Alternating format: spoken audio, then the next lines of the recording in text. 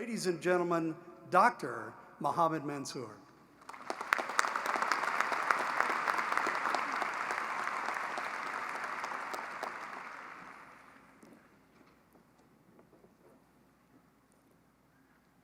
Thank you, Chancellor Woodson, so much.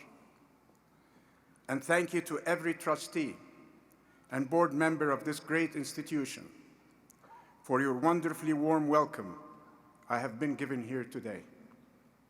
So, class of 2022, what a special group you are. To have graduated at a time is an achievement. To do it in a pandemic, wow.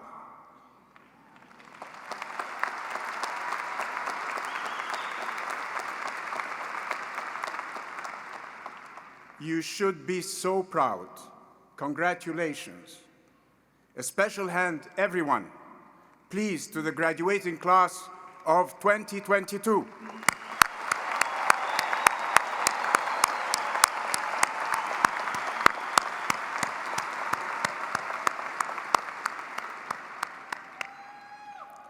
What a great gathering we have here today. This is a very moving moment for me. To you students who have had to struggle at times to overcome adversity, I know a little bit how you feel. I was almost thrown out of this university in 1966. I was virtually on the verge of being kicked out. It does make me think, should I really be standing here among you all? To receive an honorary doctorate when I was told I couldn't make it as an undergraduate. It doesn't help that this venue where I stand, center stage today, has been a place of such legends like Bruce Springsteen to the Rolling Stones and the Carolina Hurricanes.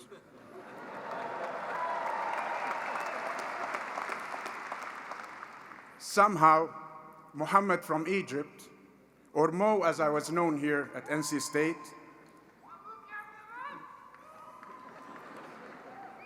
does not immediately trip off the tongue after such a rock and roll call today. But anyway, here I am, flattered and truly honored, and immensely grateful. I came to study in America in November 1963, only a few days after JFK was shot. A few weeks later, at the age of 16, I enrolled as an undergraduate. I was so thrilled to be in America.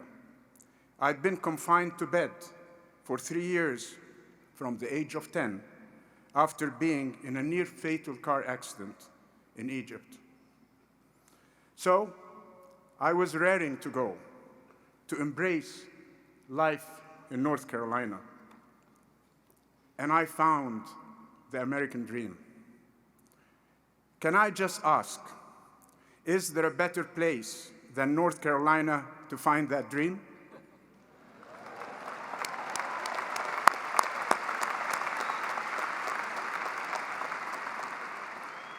Of course not.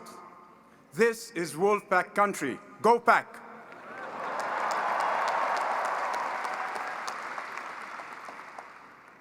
It was the 60s, and as the saying goes, if you can remember the 60s, you probably weren't there. Well, I was there. By 1966, halfway through my degree, I was at risk of flunking out. My professors told me I worked too hard at partying. I had a great time. And they also told me that I needed to put this energy into studying. The simple truth was that I was going to flunk out. But a kind physics professor took pity on me. He had intended me to give me a fail. But I pleaded with him, and I did a good job pleading, and explained that failing would mean for me going back to a country run on a Soviet-style socialism. He took pity on me and offered me a life-saving deal. I was given a second chance.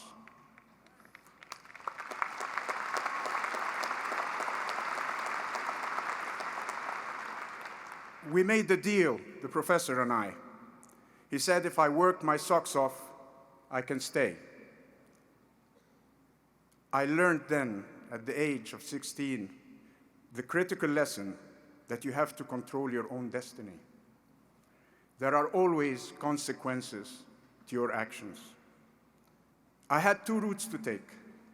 I was either going to flunk, fail and fester, or face those faults and failures and try to flourish and find my way. Either sink, or swim. Take flight or fight. Bottle it or battle for it. The choice was difficult and stark. I had lost my way. But that second chance allowed me to get back on track, to reconfigure my moral and social compass in every way. And it gave me strength and purpose to overcome a second devastating challenge, becoming dirt poor.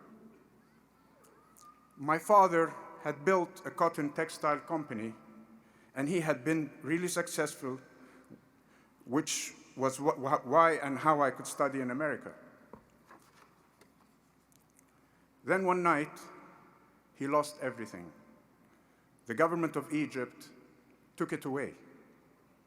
President Nasser, under the political sway of the Soviet Union, nationalized the entire cotton industry, including my father's company. It meant he stole it from us, and not just the company. All my family's lands, home, and other assets were confiscated. My father went from being a very wealthy man, entrepreneur, to being paid $75 a month on a state salary. He wrote to me and my brothers, who are studying here also, NC State and UNC, to say there is no more money for us. So no money for rent or food, and certainly nothing for bills and debts, and certainly nothing for the bills and debts in my fraternity house. Dad had no money, which meant I had no money. I had to resign from my fraternity and move into a damp and overcrowded house on Chamberlain Avenue. I went yesterday and visited the fraternity, and they showed me my letter of resignation, which was done in 1966-67. I also went and visited Chamberlain Avenue, the small house I lived in. It looks much smaller now than it did then. I got a job as a waiter in an Italian diner called Amadeus. I don't know if you're aware of it. The owner, a former football player at NC State called Dick, also gave me a second chance. He made me understand that hard work, as I became Mo in the restaurant, as known as Mo the waiter, on $1.25 an hour. Slowly, I saved the tips, I saved the salaries, and I paid off my debt. And I learned my best accounting lesson, how to manage my own finances. My big lesson was that spending money is not different than how you spend your life.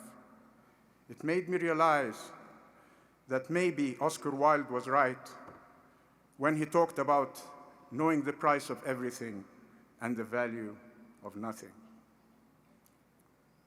I had no money, and the place we stayed in was a flea pit.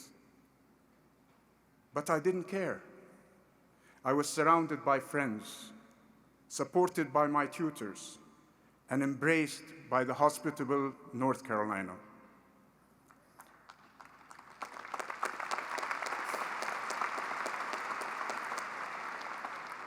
Somebody asked me yesterday, these must have been very tough times.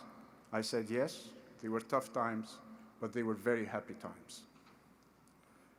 I love this country for its dreams and for the belief that anything is possible. I landed here a few days after JFK was shot. I witnessed the impact of the Vietnam War, but I saw America regroup and heal. I saw the civil rights movement grow and alter America. The hippie movement, my hair was a lot longer then. The amazing music, the Beatles, the Stones, Elvis Presley. I watched Muhammad Ali defeat Sonny Liston. I saw the first moon landing, and like everybody else, I was so inspired by the science in America.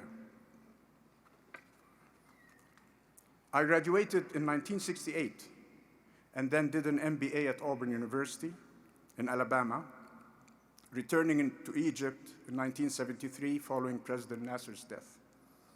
I went into the family cotton business, which we had started again from scratch. We had our second chance to rebuild our country.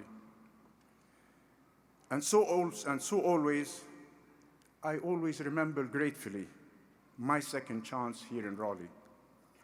Sometimes I pinch myself that what happened afterwards is for real.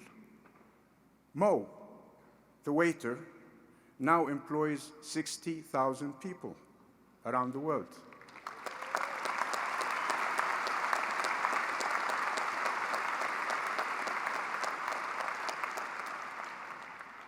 We build cars and sell bulldozers. We own hotels and have partnerships with Caterpillar, General Motors, and many others.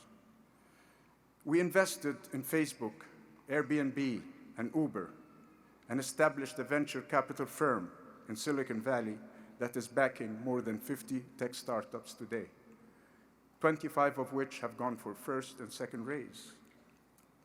We invested in schools and sports academies and football teams. We have employees in China and California and almost everywhere in between. My family has become philanthropists as well as capitalists.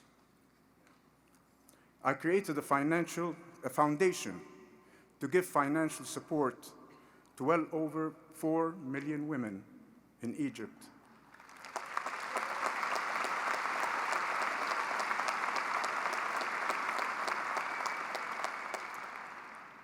My charity is about opportunities and second chances, the same second chance that I got here. It is part of my life and business philosophy. It made me who I am today. So, Chancellor Woodson, I accept this honorary degree, doctorate degree, with a great humility and enormous gratitude. It was a wonderful gift for me. The true wonder today is actually all of you graduating here. We all know there are huge challenges facing the world. Conflicts are becoming more common. Globalization gone into reverse. Democracy is in retreat. Climate change threatens the planet. But seeing you all here reaffirms my optimism for the future.